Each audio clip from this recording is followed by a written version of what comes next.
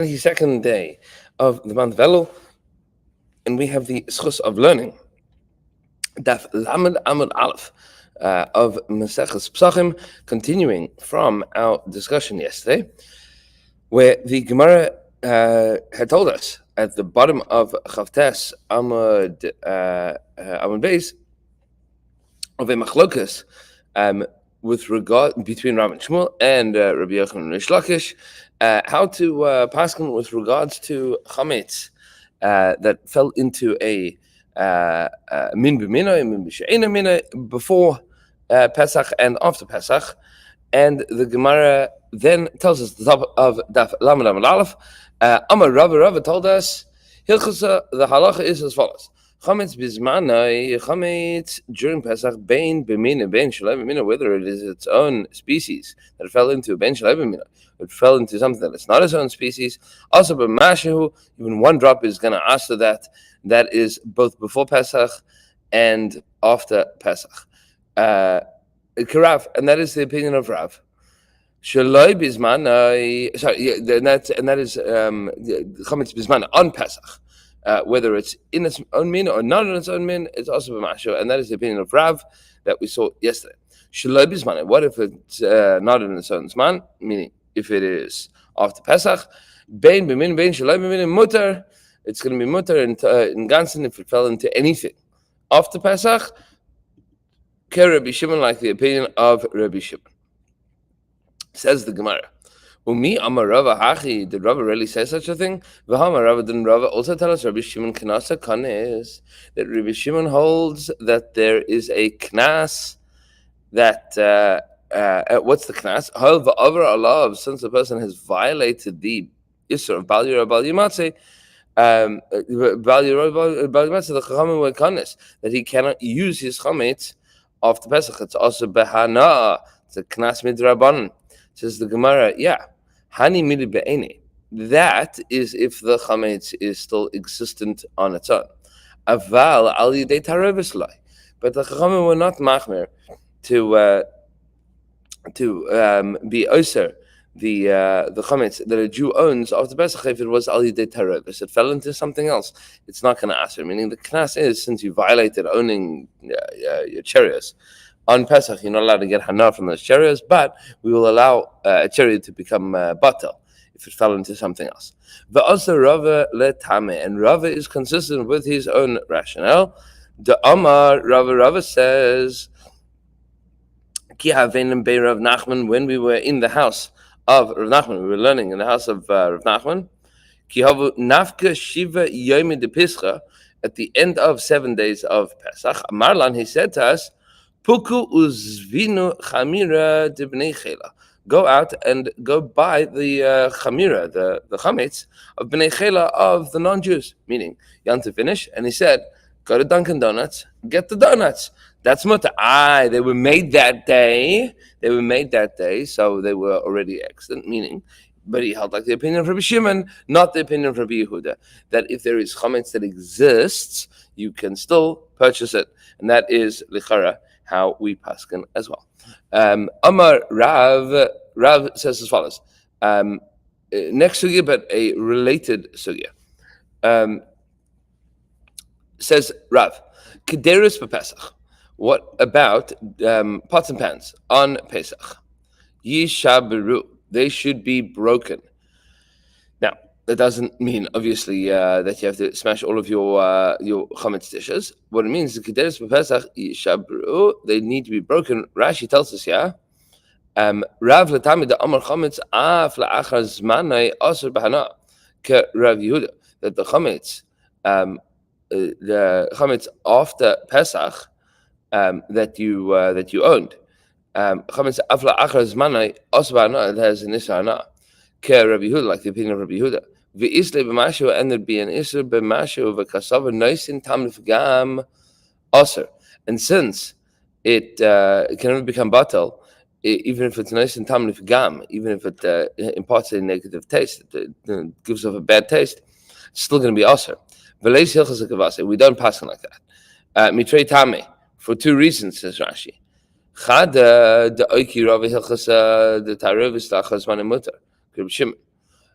Firstly, because Rashi tells us halacha l'maisa, we hold that chametz is mutar in a tarevis after Pesach, according to Rav Shimon.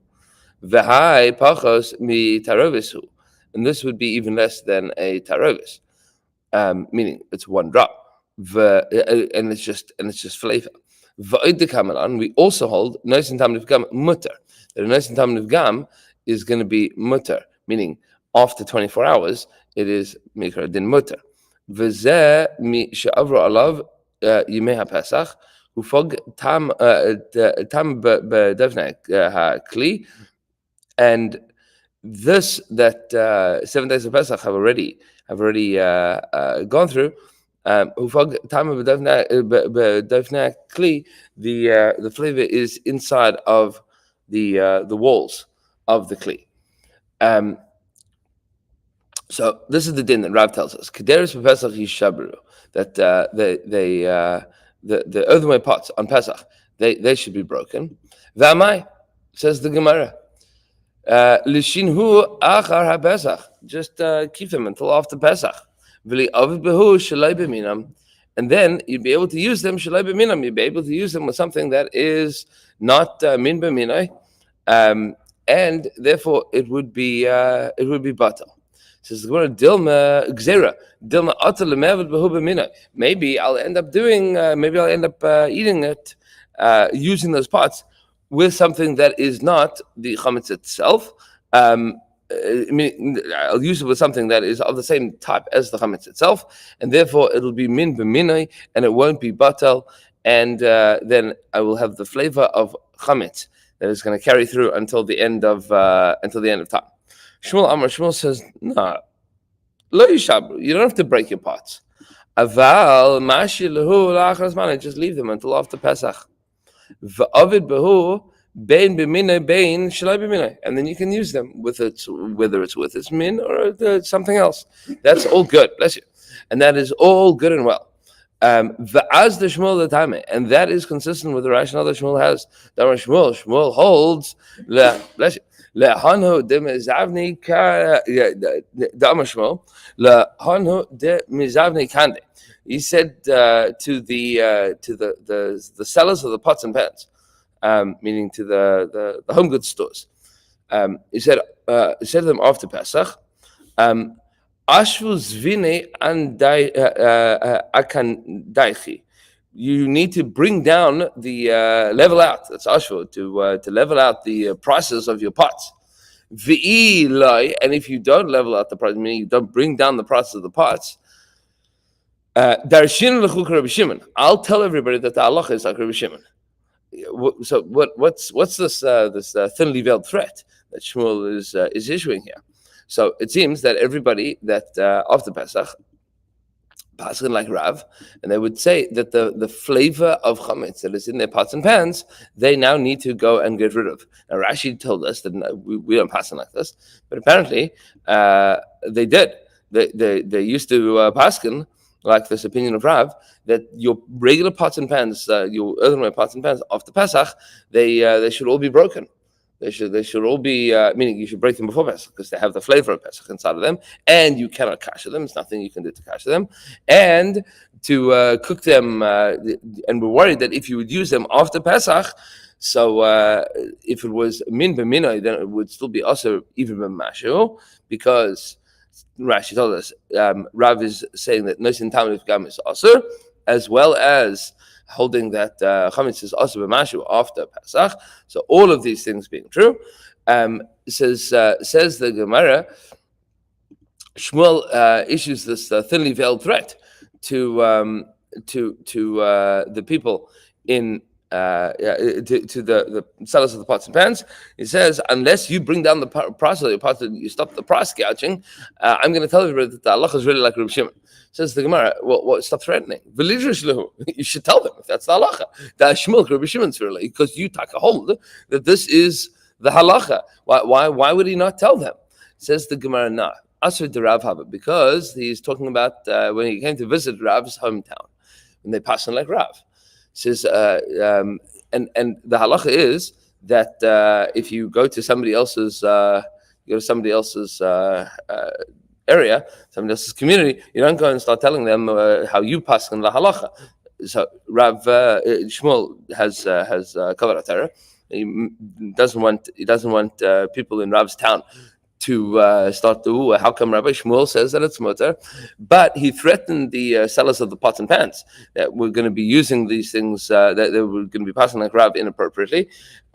He threatens the sellers of the pots and pans that unless they bring the prices down, he'll let everybody know that there is another opinion here, and then they'll end up not selling nearly enough pots and pans as they were before. Says the Gemara. Okay, next sugya, or related sugya, hahu tanura detavchu bei tichaya. You have an oven that was covered with grease, with fat, meaning that would render it fleshik. Asar bar ahiloi lemichle lerifta. Rav bar ahiloi said that you cannot use this oven to bake bread that would be eaten even with salt, meaning even if it's not going to be eaten with milchiks. He says, Lo'olam, forever. This is a fleshik oven. Sometimes people talk about having a milchik oven and a fleshik oven. This is an actual fleshik oven. It is made with fleshiks, meaning that it's caked in fleshik grease. Dilma asi lemichle bekutcha. What's the concern? Is that maybe you will eat this bread with kutach, with cheese, with a kind of cheese dip that they had in the days of the Gemara, was a fermented cheese dip. So he says that it's also to make bread, even if you're planning on eating that bread with